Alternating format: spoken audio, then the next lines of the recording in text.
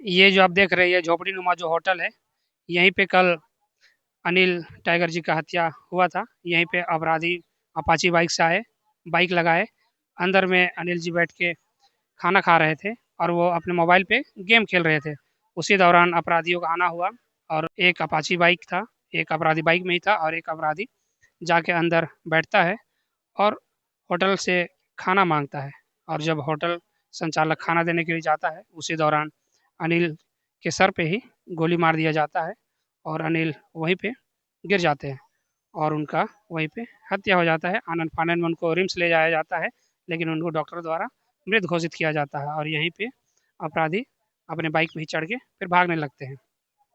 इस साइड आप देख सकते हैं ग्रामीण जो यहाँ के जो स्थानीय लोग हैं वो आक्रोशित हैं और यहाँ पे जो चौक है, जो कांके चौक है, उसको जाम किया गया है और यहीं यहाँ सभी चारों ओर बैरिकेडिंग लगाया गया है और पुलिस प्रशासन की भी यहाँ पे तैनाती की गई है ताकि कोई अनहोनी और ना हो। ये जानते हैं कि ये जो आक्रोशित लोग हैं उनका क्या कहना है।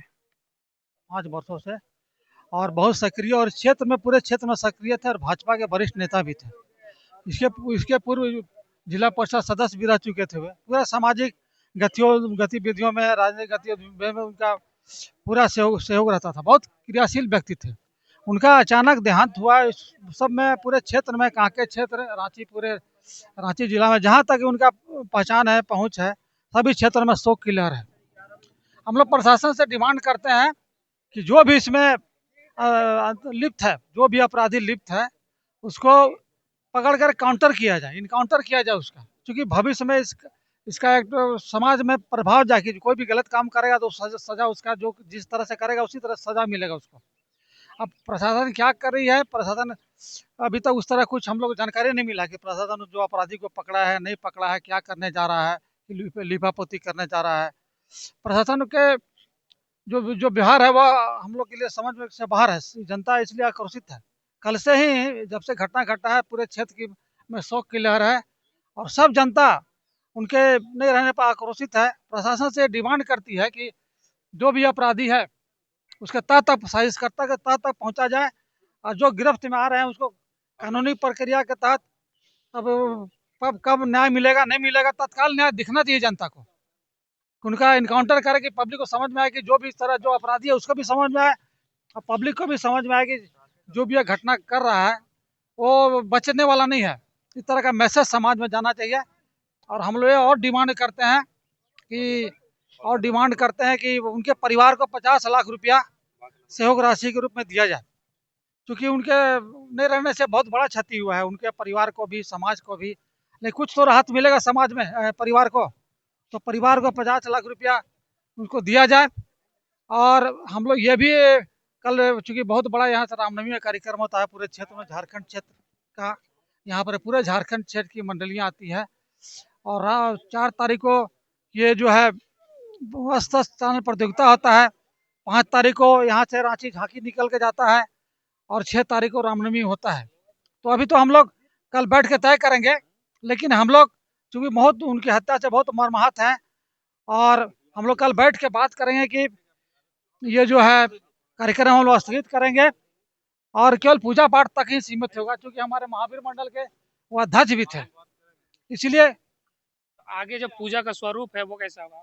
पूजा का स्वरूप तो होगा जो मंदिर में पूजा पाठ होता है होगा। आयोजन नहीं होगा? आयोजन जो है विशाल आयोजन हम लोग करते थे, बहुत बड़ा पूरे। अनुष्ठान होगा, आयोजन नहीं होगा, है ना? भाजपा के प्रदेश उपाध्यक्ष हैं आदरणीय राकेश सर, ये जो घटना है इस पे क्या बोलते इस घटना की जितनी भी निंदा की जाए वह कम ही होगा।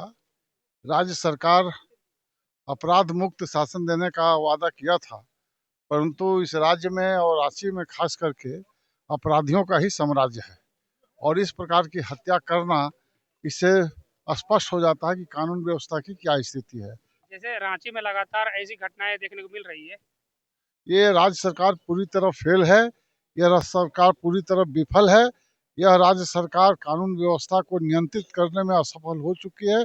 इसलिए सरकार को इस्तीफा देना चाहिए और यहाँ पर राष्ट्रपति शासन लगना चाहिए। सर जैसे यहाँ पे दिन दहाड़े गोलीकांड हो जाता है और इस पे आज आप लोग बंद बुलाए हैं, तो आगे का क्या स्वरूप होगा, जैसे पूजा भी नजदीक आ रहा है। देखिए, ऐसा घटना ये हेमंत सोरेन का सरकार में ही ऐसा घटना हमेशा होता है। जब जब उनकी सरकार आई है तब तब हर जगह, ऐसा नहीं है कि केवल कांके में ही, रांची में ही, हर जगह, हर जिला में ऐसी घटना होती है। और ये घटना के बाद हमारे जो महावीर मंडल के, अब तो हमारे अध्यक्ष नहीं रहे हम लोग के बीच, और सर्वसम्मति से जो भी निर्णय लिया जाएगा वो हम लोग सर्वमान उसको आगे चलाएंगे जैसे भी हो।